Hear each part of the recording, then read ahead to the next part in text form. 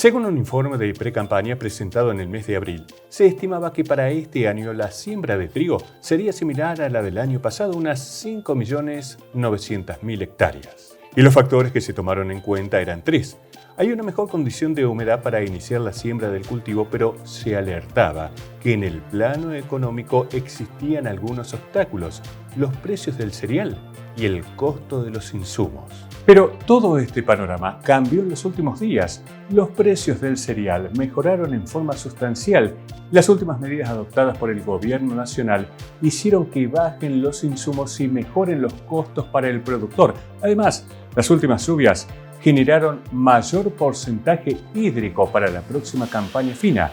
Así lo explican los profesionales del agro.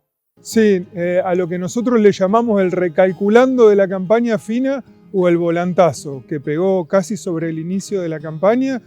Hace escasas 3-4 semanas el precio de los fertilizantes era otro, el precio futuro del trigo era otro, con lo cual el margen, que se construye en base a los costos y a los ingresos, era otro.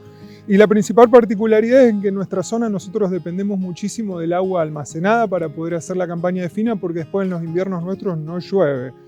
En el transcurso de esas 3-4 semanas, en promedio en la zona estuvimos entre 180 y 190 milímetros, con campos que recibieron 210, 170 milímetros en sus dos puntos opuestos, con lo cual tuvimos una muy buena recarga, un escenario que cambió mucho desde los números y mucha gente con la intención y hoy interesada en hacer fina. Por esos motivos principalmente, y además tenemos la novedad de la chicharrita afectando seriamente el cultivo de maíz, con mucha gente con gran incertidumbre en función de lo que va a pasar con el maíz.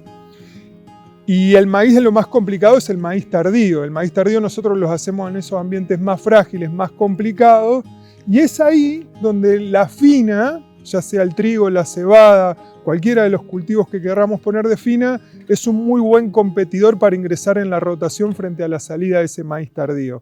O sea que el escenario hoy se vuelve bastante propicio desde que almacenamos agua, de que mejoró la relación de precios y también con este problemita del maíz, que para mí va a pechar fuerte la intención de siembra de trigo. Recordemos que esos ambientes más frágiles, en los cuales nada nos garantiza que el agua la tengamos almacenada en el verano, la que cargamos ahora, el cultivo de invierno es muy eficiente en usarla durante el invierno porque la competencia ambiental es baja, entonces se torna muy eficiente para consumir ese agua del suelo.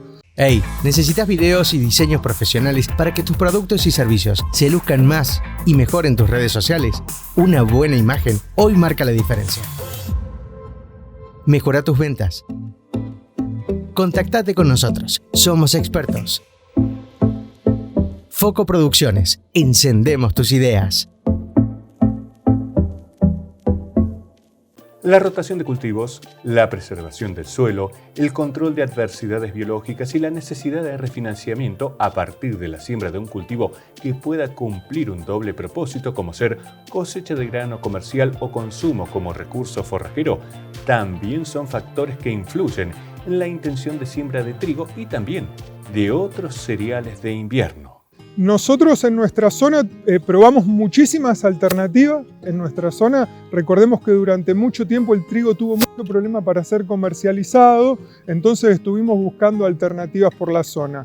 Incursionamos en colza, incursionamos en arveja, en lenteja, estuvimos probando los cultivos nuevos como carinata también.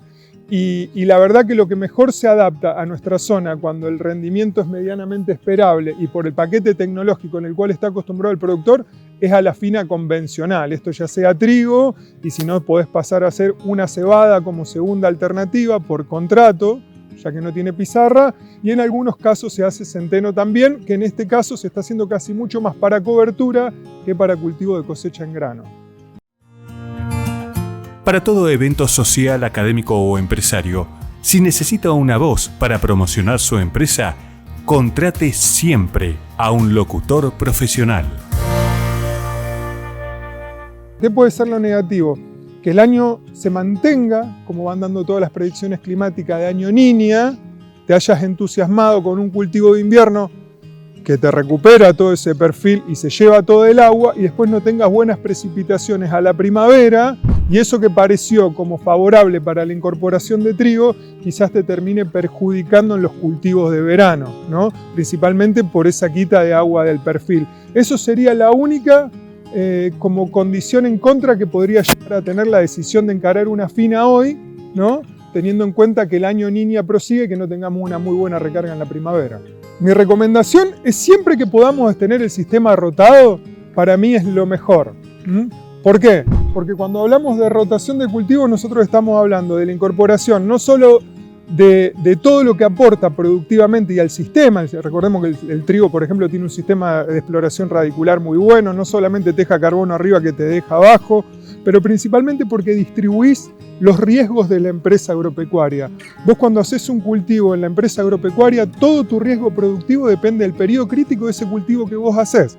Cuando vos distribuís los cultivos, no solamente distribuís el riesgo precio económico, sino que también distribuís ese riesgo productivo que tiene tu empresa agropecuaria. O sea que para mí hay que rotar, para mí no hay que tenerle miedo a hacer trigo en un año como este, independientemente de lo que digan los pronósticos, principalmente en los muy buenos ambientes en los cuales sabemos que lo recuperamos muy fácilmente. No le tendría para nada miedo al maíz temprano y seguiría rotando de la manera ideal para nosotros, que es al 33% de la superficie.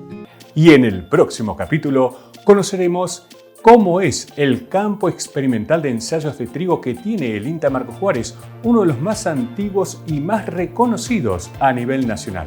¿Qué se hace allí? ¿Quiénes componen la red de cultivares de trigo? Hasta el próximo encuentro con los profesionales del agro.